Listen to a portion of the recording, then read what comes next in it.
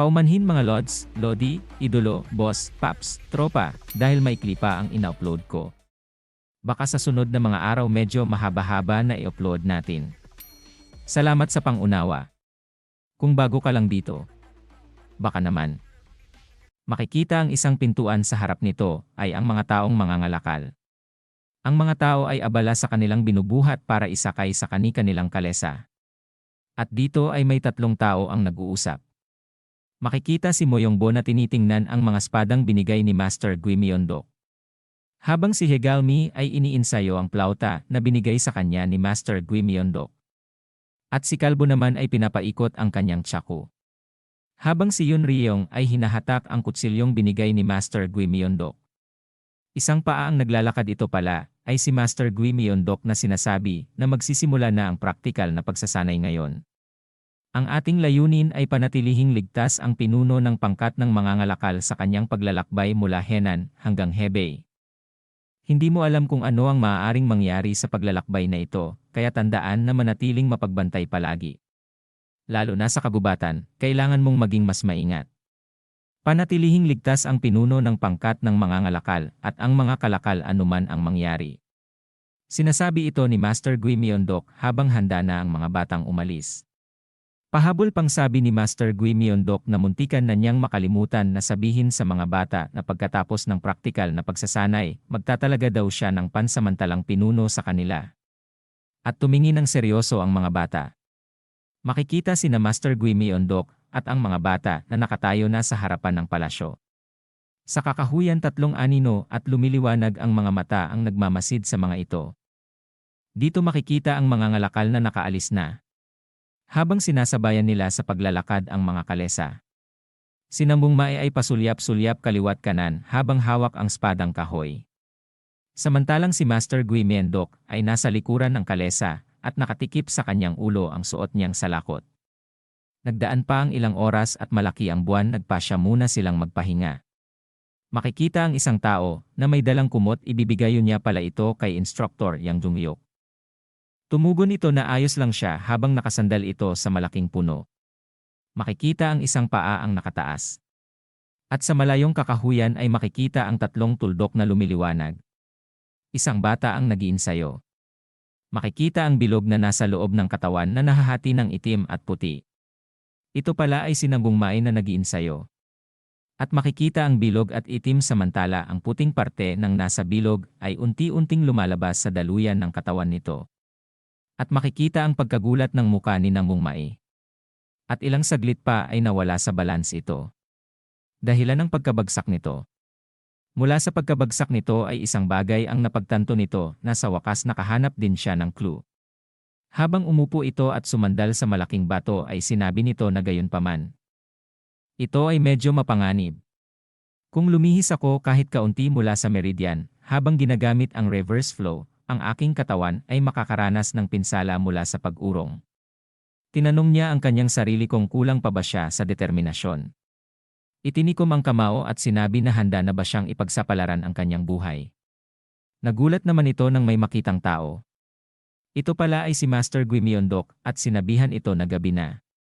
Tumugon naman si Nambung Mae na guro. Sinabihan ito ni Master na hindi ito ang oras para magsanay. Tinawag ito ni Nambung Mae at sinabi na may gusto siyang itanong dito.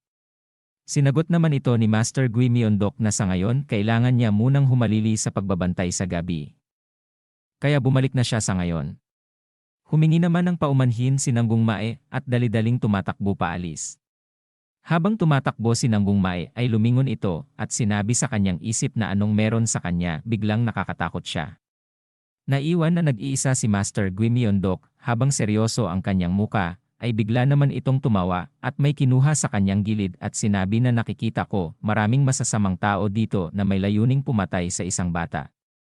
Haharapin kita ayon sa iyong kapangahasan. Makikita ang kakahuyan, nakangiti si Master Gui Myeondok at may pilyong muka at sinabi na. Akala mo hindi kita makikita kung tatahimik ka. Katangahan lang yan. At mabilis na lumabas ang mga taong nagtatago. At sa harapan ni Master Gui Myeondok sila ay lumitaw. Ang mga taong nakasuot ng kulay birding damit at nakatalukbong ay lumiliwanag ang mga mata. At napasabi ang lalaking ito na hindi ko alam kung paano mo kami napansin pero parang hindi mo yata alam ang sitwasyon.